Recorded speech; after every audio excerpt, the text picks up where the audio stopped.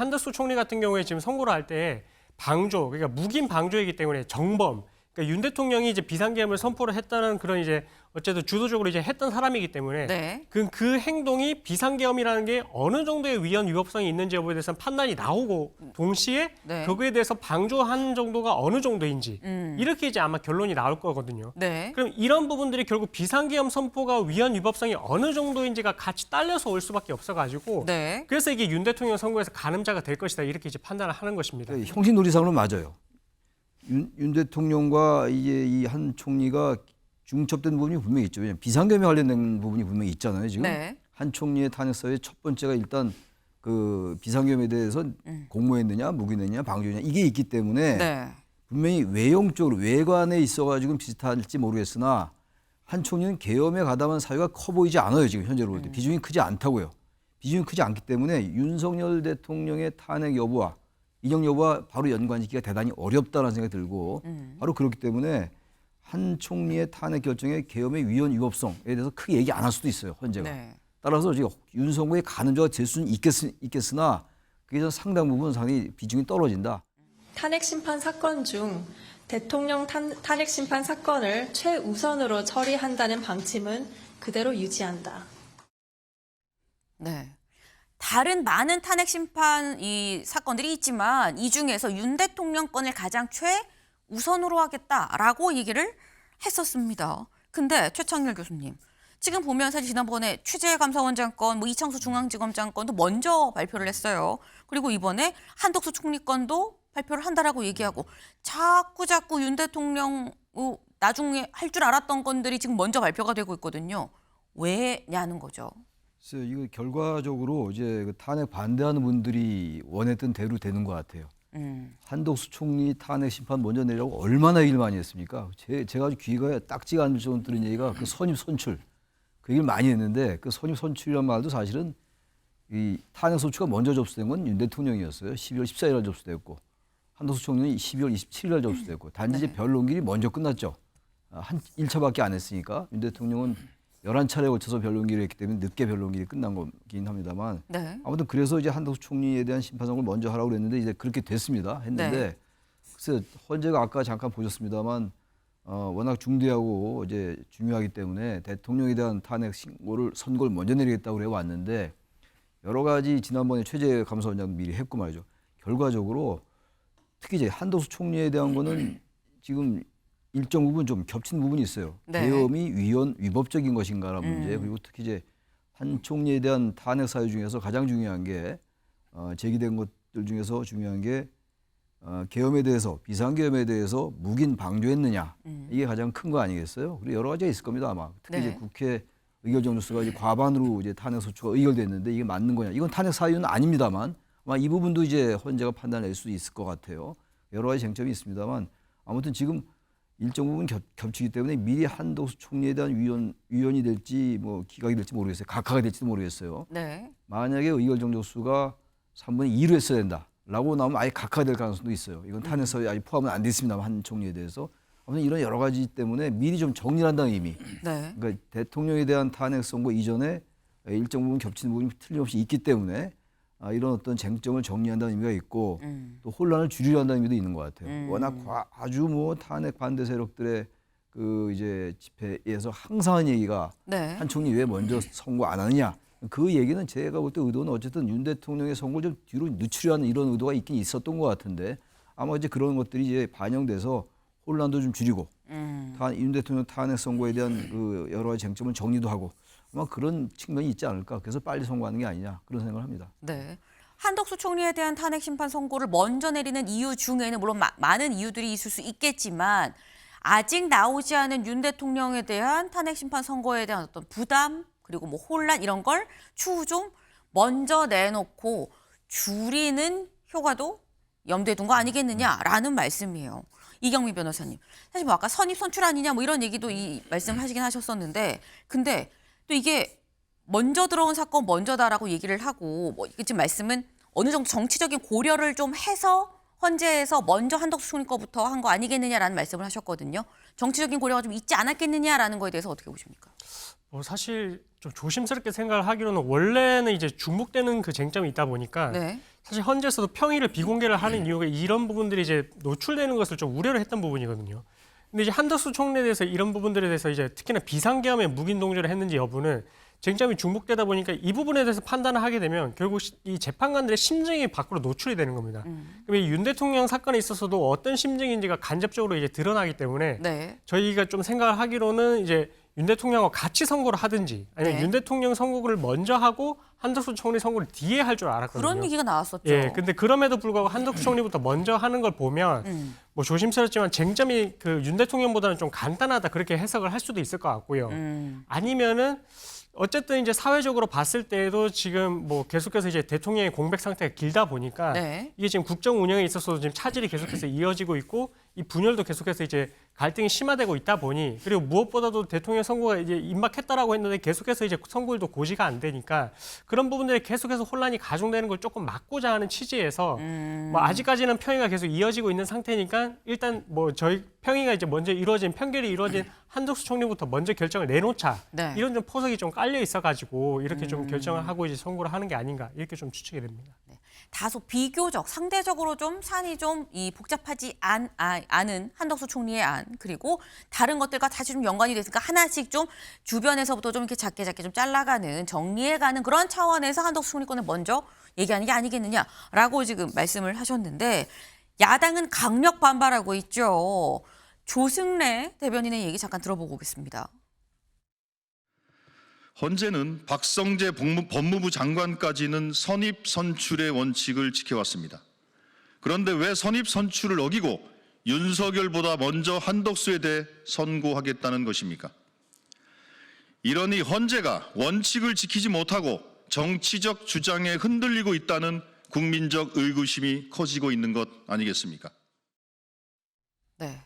민주당 이렇게 얘기를 합니다. 보겠습니다. 한덕수 24일 선고에 여당은 환영, 기각이 마땅하다라고 얘기를 하고 있는데 야당은 왜 선입 선출을 어기는 겁니까? 라고 지금 얘기를 하고 있다라는 거죠. 윤영걸 대표님. 네. 지금 조승래 대변인은 왜 선입 선출 어기는 겁니까? 이러니까 정치적 이 얘기에 좀 휘둘린다는 얘기 듣는 거 아닙니까? 라고 지금 얘기를 했어요. 저는 뭐 민주당 얘기에 동의할 수 없습니다. 탄핵 접수는 물론 뭐 윤 대통령이 먼저 되지만은 네. 변론 종결은 그 한덕수 대행이 2월 19일이고 윤 대통령 2월 25일인 한덕수 대행이 더 빨라요. 네. 그러니까 끝나는 순서대로 변론하는 게 얼마든지 할 수 있고 저렇게 윤 대통령 지금 선거가 늦어지는 게 한덕수 총리를 먼저 하는 게 국가적으로 봐도 당연하고 지금 뭐 혹시 윤 대통령이 인용이 될지 기각이 될지 뭐 각하가 될지 모르지만은 완충망으로서 누군가 대통령 대행이 있어야 되잖아요. 그러니까 한덕수 총리에 대해서 분명하게 헌재에서 판단을 해주는 게 옳고 그래서 저는 당연히 했다고 보고 지금 윤 대통령에 대해서 선거가 왜 자꾸 늦어지느냐. 저는 이게 민주당의 자업자득이고 자가당착이고 자기 모순 때문에 이거 생겼다고 봐요. 네. 네, 민주당 탓이에요 이게. 맨 먼저 한 게 탄핵을 남발했잖아요. 네. 29번 했잖아요. 그러다 보니까 헌법재판소가 너무너무 바쁜 거예요. 예, 29개를 다 하고 윤 대통령까지 같이 이걸 어떻게 하겠어. 그러다 보니까 늦어지는 거고 네. 또 민주당이 내란죄를 넣었다 뺐다 했잖아요. 네. 예? 그러니까 짜장면에 짜장이 없는 게 아니라 짜장면 시켰는데 단무지만 나온 거잖아요 지금. 그러니까 헌법재판소도 이게 쉽지 않고 또 공수처가 또 상당히 무리를 해서 수사를 했어요. 그러니까 지금도 공수처가 수사권이 있느냐 없느냐 이게 논쟁이 되고 있잖아요. 구속 대통령 취소도 되고 이러니까 박근혜 전 대통령 탄핵 때 주심을 맡았던 강일원 전 헌법재판관은 이건 절차적으로 문제가 있다. 이런 거를 또 매일경제신문에 또 기고까지 했어요. 그러니까 이거는 순전히 저는 민주당 탓이다. 이렇게 저는 보고 있습니다. 네. 이걸 지금 민주당에서 선입 선출을 왜 안 지키냐라고 지적할 게 아니다. 민주당이 지금 이렇게 늦어지도록 먼저 행동을 한 거 아니겠느냐. 뭐 이런 취지의 지금 비판을 좀 주셨는데, 근데 어쨌거나 이 공통적으로 약간 해주시는 말씀이 혹시 이게 윤 대통령의 어떤 선고가 어떤 결과가 나올지 모르기 때문에 만에 하나를 생각해서 약간 완충망으로 이 대행이 좀 필요한 상황도 있고 그리고 비교적 윤 대통령보다 좀 사안이 간단한 거 아니겠느냐라는 말씀을 하셨거든요. 다음 기사를 좀 보겠습니다. 윤 사건보다 쟁점이 비교적 간단하다. 그리고 윤 대통령에 대한 선고 충격을 좀 줄이려는 포석이 있는 거 아니겠느냐라고 지금 직접 국민일보도 이렇게 썼어요. 그럼 윤 대통령 사건보다 쟁점이 간단한다면 쟁점이 뭔데? 라는 거죠. 쟁점 보겠습니다.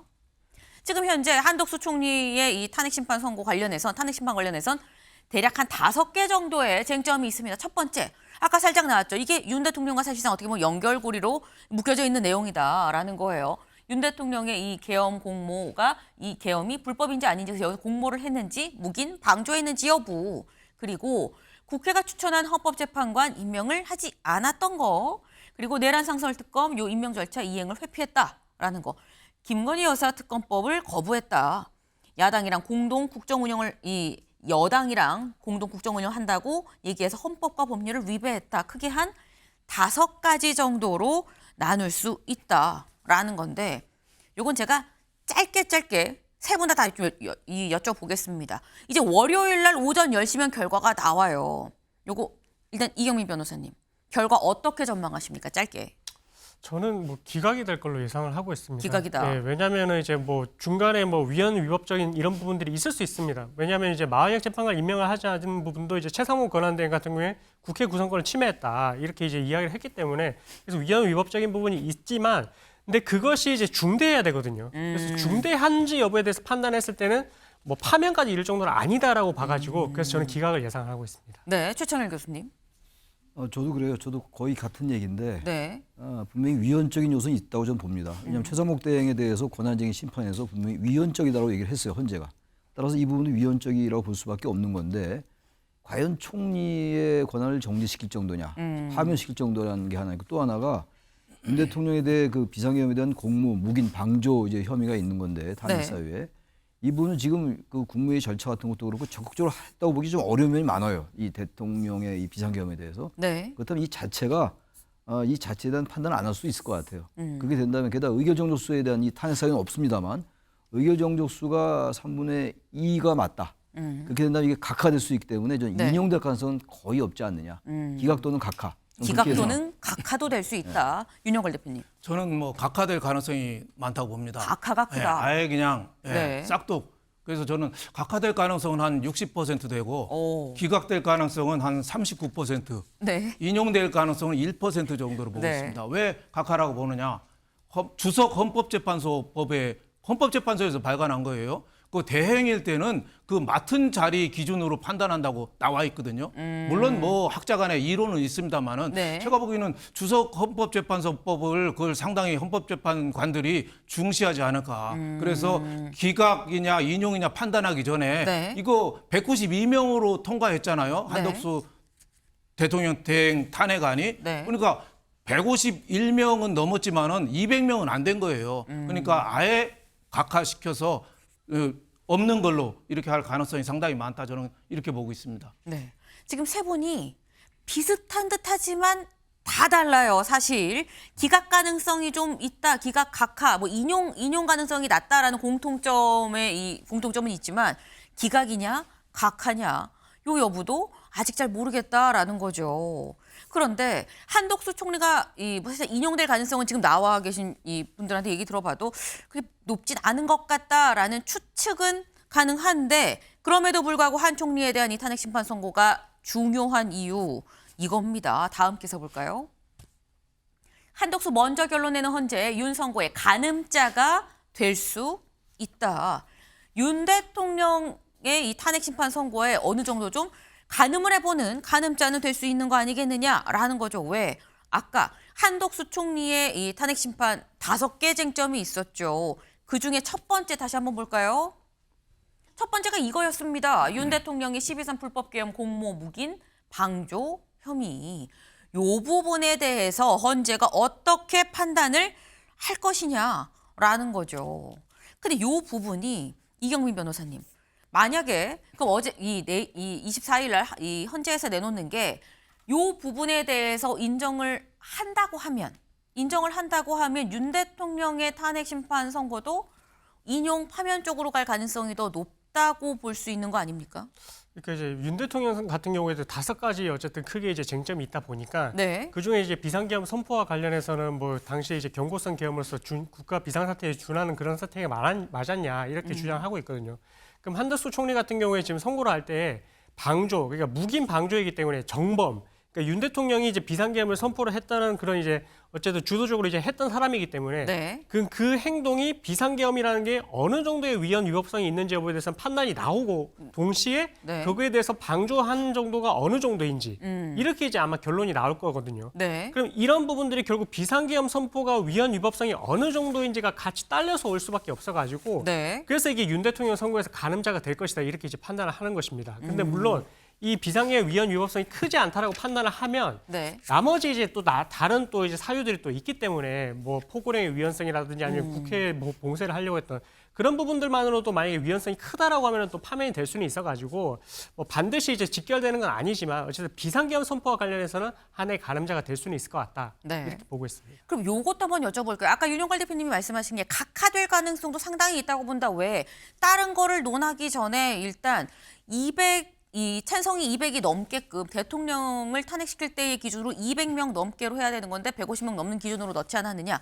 그 부분에 대해서 맞다. 200명으로 해야지라는 헌재의 판단이라고 한다면 그럼 사실 저희가 뭐 5가지 요건 얘기를 했습니다만 이거는 아예 보지 않는 겁니까? 그렇죠. 이게 절차가 충족이 돼야 실체적인 내용으로 판단을 하게 되는데 네. 각하가 된다라는 말은 이제 어쨌든 국회에서 이런 소추 의결한 게 이제 정족수가 채워지지 않았으니까 그러면 이제 이 부분에 대해서는 살펴보지 않고 그냥 각하라는 판단을 한다라고 이제 결론을 내버리거든요. 네. 근데 뭐 조심스럽지만 한덕수 총리에 대해서 이게 윤 대통령 사건하고 쟁점이 중복되는 부분이 있음에도 불구하고 선고를 한다는 걸 보면 각하의 가능성도 배제는 할 수는 없을 것 같습니다. 그렇기 때문에 먼저 선고를 해버리고 네. 나머지 부분에 대해서는 어차피 이제 실체적인 부분에 대해서는 뭐 심증이 드러나는 게 아니니까 네. 이후에 논의를 이어가겠다 이런 취지로도 해석이 될 수 있어가지고 그래서 뭐 각하 가능성이 아예 없다라고 볼 수도 없을 것 같고 추가적으로 또 문제가 되는 게 한덕수 총리 같은 경우에도 윤 대통령과 마찬가지로 내란죄를 소추사에 넣었다가 뺐거든요. 네. 철회를 했거든요. 네. 그 부분에 있어서는 윤 대통령 같은 경우에도 이거는 이제 국회 소추사유의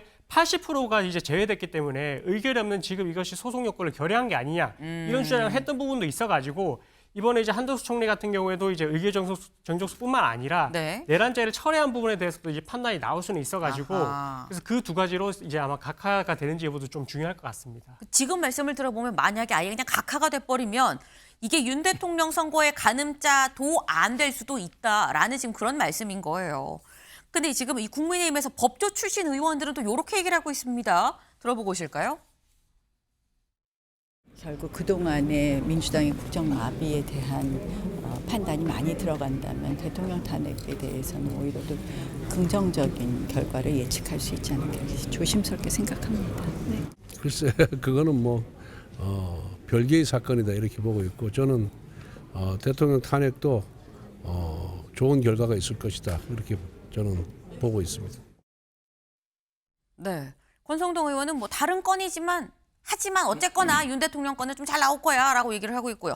나경원 의원의 경우는 야당의 과도한 탄핵 남발에 대해서 헌재가 좀 판단을 하지 않겠느냐. 그렇다고 하면 이건 윤 대통령한테도 뭔가 플러스되는 요인으로 나올 것 같아 라고 얘기를 지금 하고 있습니다. 최천일 교수님, 국민의힘에선 한덕수 총리의 탄핵 선고가 우리한테는 일단 무조건 플러스야, 도움이야 라고 생각을 하는 것 같아요. 저는 그렇게 생각하지 않아요. 저분들은 당파성 있는 분들이니까 기본적으로 저분들의 말을 100% 믿을 수가 없습니다.